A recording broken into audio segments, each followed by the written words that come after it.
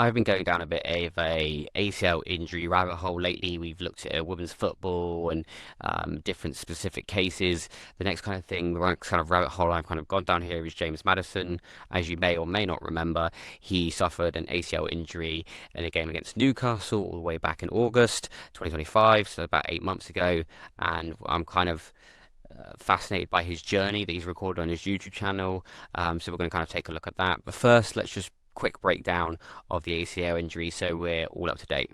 This is the best angle I could find of James Maddison in the Newcastle game and his ACL injury. If you have a better angle, send it my way and we can do this again. But what we want to focus on here is the planting of the foot. This is a closed change position where the foot is fixed, so any rotation above has nowhere to go except for the knee.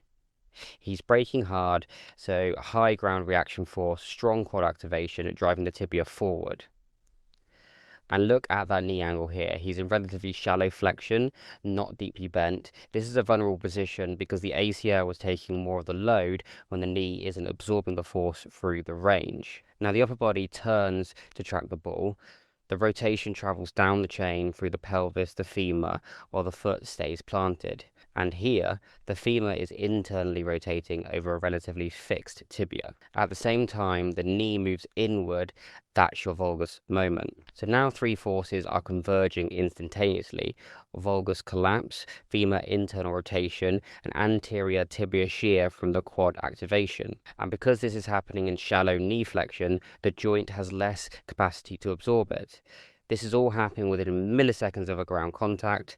That's when ACL strain peaks, right as that load is accepted. This isn't random, it's a perfect storm of positioning, timing, and force. If the system can't control the rotation, can't manage the force through flexion, and can't absorb the load efficiently, the knee becomes the weak link.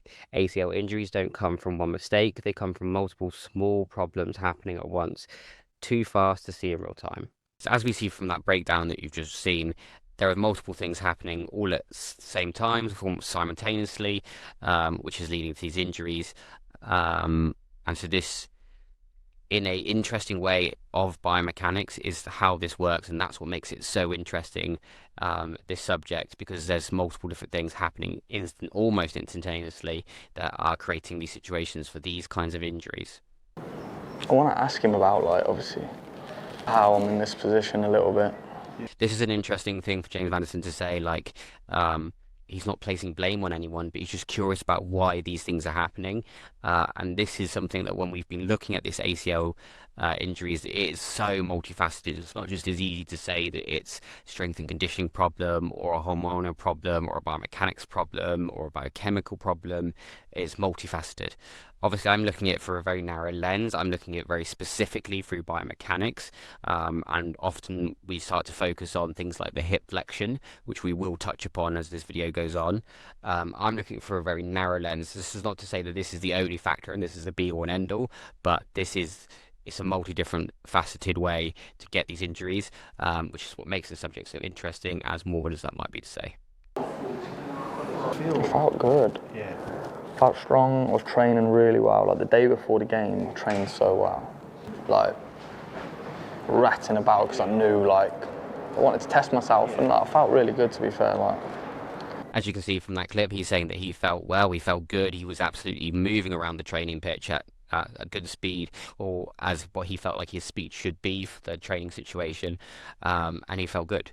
But things happened, obviously, as we've touched upon, as he's about to touch upon.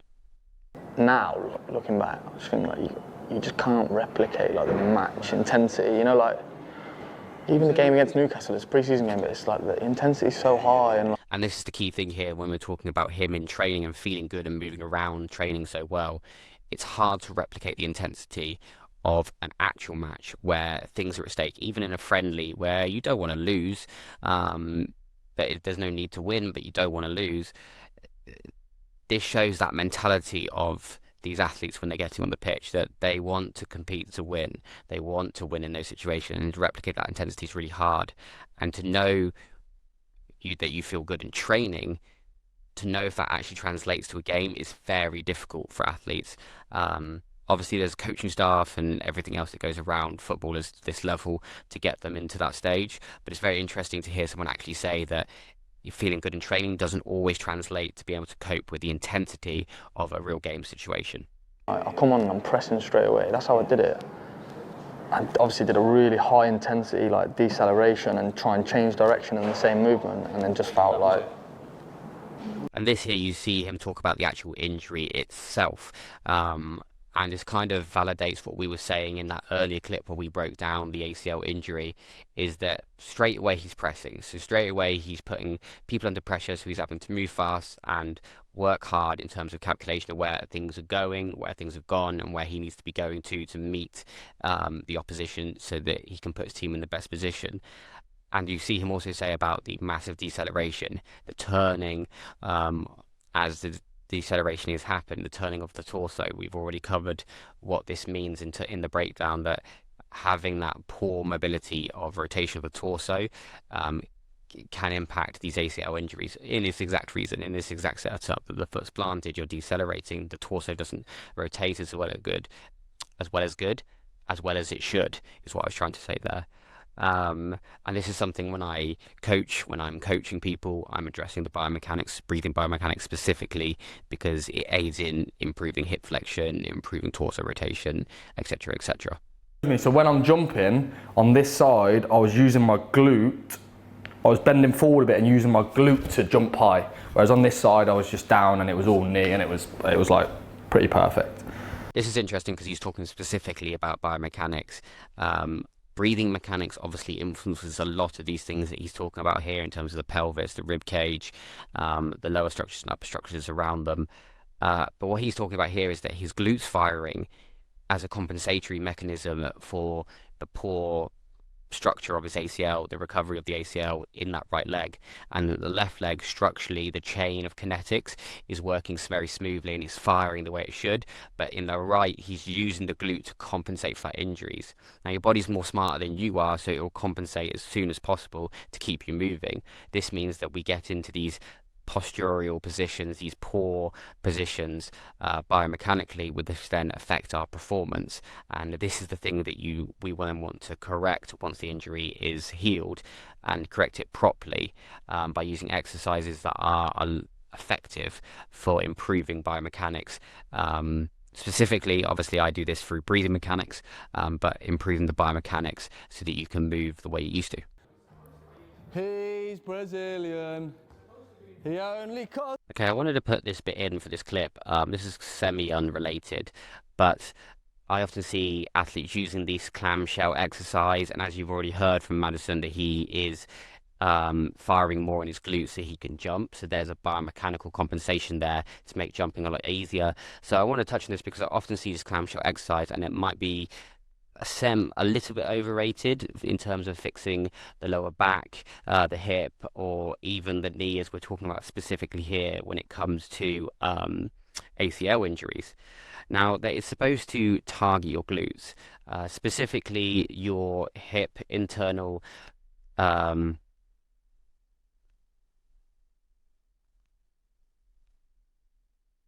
Now, it's supposed to target your glutes, specifically your hip external rotators, your glute med, but really it does a pretty poor job of that. And here's why. The clamshell was built around the hip adduction, and that movement is of lifting the knee away from the midline. Now, yes, the glute max can assist with this, but it's not necessarily the best at it. The glute max's main job is hip extension. This means pulling your leg underneath you, like when you're walking, you're sprinting, you're stood up. That's where it actually produces the force. Even the glute med, which is a primary hip adductor, doesn't have a great leverage in this clamshell position. It actually works far better when your hip is slightly extended, not flexed like it is when you're lying on your side on the ground, like you're doing in a clamshell exercise. So what you're doing is training the movement. That doesn't really reflect how your body works in real life, and your brain knows that. As we said before, your biology is much smarter than you are. If you really want to train the glutes properly, you need to be training them with your foot on the ground, so you can put foot If you really want to train the glutes properly, you need to be training with your foot on the ground and force on the hip extension.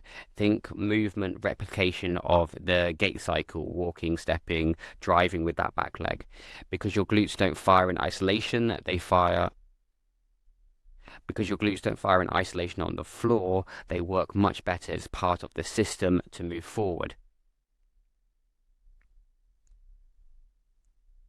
Train them like this, and everything from your back to your knees starts to make a lot more sense.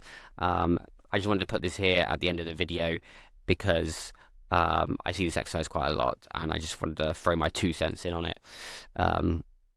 Comment below what you think about this part of the video.